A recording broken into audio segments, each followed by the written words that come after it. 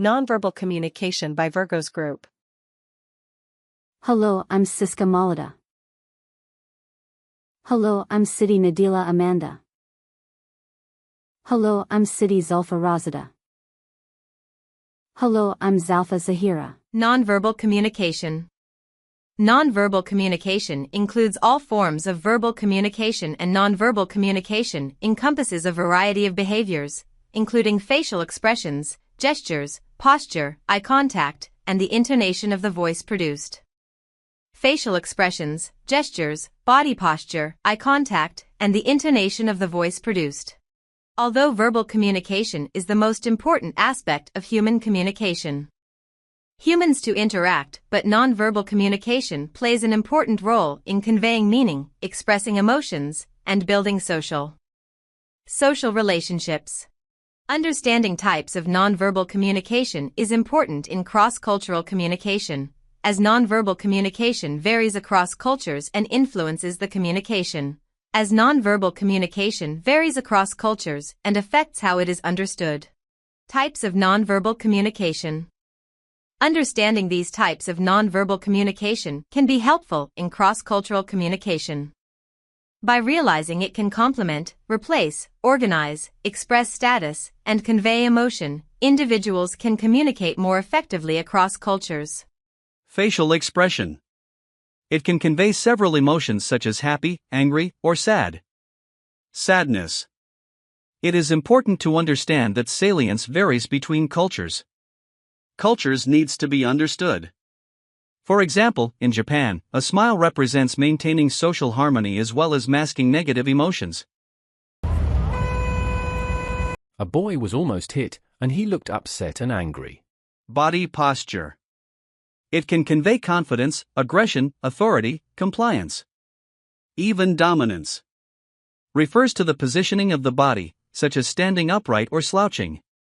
In cultures such as Japan, China, Korea, maintaining good posture is a sign of respect and politeness. Politeness. Eye contact. It can convey interest, concern, or respect. Sign language. Includes gestures such as hand movements, head nods, and eye contact, which convey meaning. Eye contact, which convey meaning. Cultural variations also influence the meaning. Like the OK gesture, which forms a circle between the thumb and forefinger, has a positive meaning in Western cultures, in contrast to some Latin American and Middle Eastern cultures who find it offensive. Intonation or tone of voice. Refers to the pitch, volume, and intonation of the voice when speaking. This intonation influences the meaning of conveying emotions and attitudes, such as confidence, friendliness, or anger. In some cultures, such as in China, a high-pitched voice can indicate politeness, and a sense of can indicate politeness and respect. Alright, everybody has their own tree. Functions of nonverbal communication in communication. It functions in social expression of emotion, conveying status or power, and regulating interpersonal interactions. For example, a smile can mean happiness or friendliness. Furthermore, a handshake can mean building trust and relationships. Nonverbal cues. Amplify the meaning in the message conveyed through words, so that the message becomes stronger and more effective. Like a smile and head nods can show agreement with what is said. Substitute for verbal language. Used when the situation does not allow using verbal language, such as when in a noisy or quiet place, can convey meaning without using voice, only requires gestures by pointing or keeping the index finger in the mouth.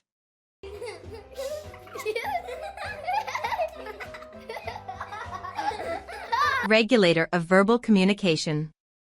Nonverbal cues can signal an end to a conversation or indicate a continuing. For example, the listener leaning forward to change his/her comfortable position shows interest in the discussion and means to continue the discussion. Regulator of verbal communication. Nonverbal cues can signal an end to a conversation. Shows social status or power. Can be recognized by the way a person uses space, postures, and certain movements. For example, standing tall with arms crossed can Convey confidence and a sense of power. Do your best. Boy. Nonverbal communication shows cultural differences in communication. Different behaviors and gestures carry different meanings because different cultures can influence how emotions, attitudes, and intentions are expressed through nonverbal cues. And intentions through nonverbal cues.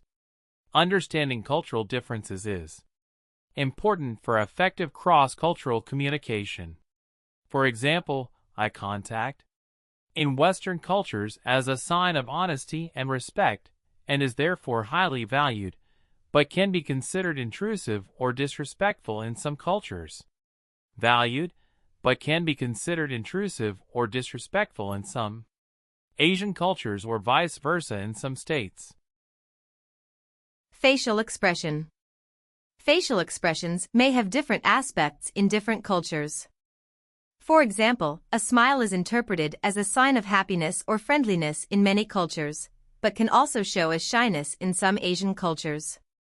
The importance of nonverbal communication in English language teaching plays an important role in several aspects of human interaction, including interpersonal relationships, business environments, and cross-cultural communication.